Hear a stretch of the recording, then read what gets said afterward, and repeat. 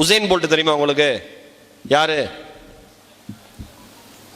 சேலத்தில் ஆடுறாரா? மின்னல் மனிதன் அந்த ஆள் பேரு. அந்த ஆள் பேர் என்னங்க? மின்னல். அவ்வளோதான், அப்படி பேருவாப்புல. அந்த ஆள் ஓடுறப்ப டாக்டர்ஸ் அட்வைஸ் பண்ணாங்களாம், இதற்கு மேல் உசேன் போல்ட் வேகமாக ஓடினால் மாரடைப்பு வருவதற்கு கூட வாய்ப்பு இருக்கிறதுன்னு. அதற்கு உசேன் போல்ட் சொன்னாராம், ஒருவேளை ஓடுகிற பொழுது மாரடைப்பு வந்து இறந்தால் அதை விட எனக்கு பெருமை ஒரு அத்லட்டா வேற எதுவுமே கிடையாது, இறந்து விட்டு போகிறேன் நான். இந்த உசேன் போல்ட் பின்னாடி ஒரு சுவாரஸ்யமான செய்தி இருக்கு. அவர் ஓட்டப்பந்தயத்திலாம் போகணுன்னு ஆசையே இல்லை. சாதாரண ஆள், ஸ்டூடெண்ட். ஆனால் வேகமாக ஓடுவாருங்கிறது ஒரு டீச்சருக்கு தெரிஞ்சிருக்கு. அவனை எப்படியாவது புஷ் பண்ணி ரன்னிங் ரேஸ் கொண்டு வரணும்னு பார்க்குறாரு. நம்மால் வர மாட்டேங்கிறான். எனக்கெல்லாம் இன்ட்ரெஸ்ட் இல்லை சார் அதெல்லாம். ஒரு நாள் நம்மால் சோத்தை மறந்துட்டு வந்துட்டாப்புல. லஞ்சை நேராக வந்திருக்காப்புல, சோகமாக உட்காந்துருக்கான். சார் கேட்டிருக்காரு, ஏன்பா சோகமாக இருக்க? சொல்லாமலே லிவிங்ஸ்டன் மாதிரி.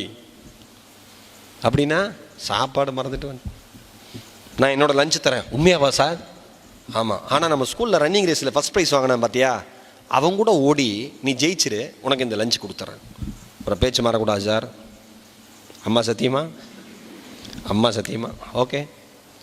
அந்த ஸ்கூலில் ஃபஸ்ட் ப்ரைஸ் வாங்கினால ரன்னிங் ரேஸில் அவங்க கூட ரன்னிங் ரேஸ் ஸ்கூல் கிரவுண்டில் அவன் பாதி கிரவுண்டு ஓடுறதுக்குள்ளே நம்மால் ஃபுல் கிரவுண்டு ஓடிட்டு வந்து, சார் சோறுன்னு இருக்காப்புல.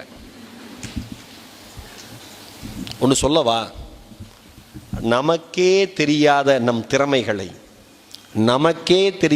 திறமைகளை சரியாக அடையாளம் காட்டி உலகத்தின் முன்னால் நிறுத்துகிற ஒரு மனிதர் குருவாக இருக்க முடியும். அது யாராக வேண்டுமானாலும் இருக்கலாம். 11 உலக சாதனை, 11 வேர்ல்ட் டைட்டில் யாருக்கு? உசேன் போல்ட்டுக்கு. அந்த ரெக்கார்டெல்லாம் எந்த மனுஷனும் இனிமேல் மனுஷனா பிறக்கிற எவனுமே அந்த வேர்ல்டு ரெக்கார்டை பிரேக் பண்ண முடியாதுன்னு சொல்லிட்டு இருந்தாங்க. இப்போ ரீசெண்டாக ஒருத்தவங்க பிரேக் பண்ணாங்க. மிகப்பெரிய ஆச்சரியம். யாருமா? யார் சொன்னது? எந்திரிங்க, ஒரு பலத்த கைத்தறல் கொடுங்க. Super brother. Allison Felix. ஆம்பளை கிடையாது, சாதனை பெண்மணி. ஒரு உலக சாதனை படைத்த ஆணினுடைய சாதனையை ஒரு பெண்மணி அண்மையில் 12வது உலக டைட்டிலை வாங்கி முறியெடுத்திருக்கிறாள். அவள் அண்மையில் வேர்ல்ட் சாம்பியன்ஷிப்பில் மிக்ஸ்டு ரிலே ரேஸில் 400 மீட்டரில் ஓடி அந்த சாம்பியன்ஷிப் வாங்கினாங்க, வேர்ல்ட் டைட்டில் அடித்தாங்க. உசேன் போல்ட் ரெக்கார்டை பிரேக் பண்ணாங்க. இது பெரிய விஷயமே கிடையாது. எது தெரியுமா பெரிய விஷயம்? சிசேரியன் மூலமாக குழந்தையை பெற்றெடுத்த அடுத்த 10வது மாதத்தில் உலக சாம்பியன்ஷிப் பட்டத்தை தன் கைகளிலே தக்க வைத்திருக்கிறாள் அந்த சகோதரி. ஒவ்வொரு அத்லட்டுக்கும் ஒவ்வொரு பெரிய பெரிய பிராண்ட் கம்பெனி ஸ்பான்சர்ஷிப் பண்ணும்ல. நைக் அப்படின்னு ஒரு கம்பெனி இருக்குல்ல, டிக்கெட்ஸ் இருப்பானுங்களே, கரெக்டா? நைக் ஜஸ்ட் டூ இட் அப்படிமா, அவங்க தான் ஸ்பான்சர்ஷிப்பு ஆலிசனுக்கு.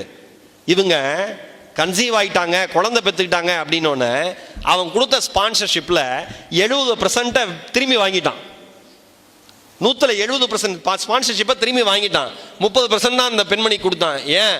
ஏற்கனவே 11 வேர்ல்ட் டைட்டில், 6 ஒலிம்பிக்ல gold medal, 6 Olympic gold medal பெற்ற பெண்மணி, 33 வயசு, 10 மாசம் சிசேரியன் மூலமா குழந்தை பெற்று 10 மாசம் நிறைவா முடிவடையல. 10 மாசம் குழந்தை பிறந்திருக்கு. அடுத்த 10வது மாசம் இந்த உலகத்தினுடைய பார்வையை தன் மீது திருப்பிய சாதனை பெண்மணி ஆலிசன். இங்க இருக்கிற பெண்களுக்கு சொல்றேன், உங்களால் நினைத்தால் எது வேண்டுமானாலும் செய்ய முடியும். என்னனாலும் செய்யலாம். நாம நினைக்கணும்.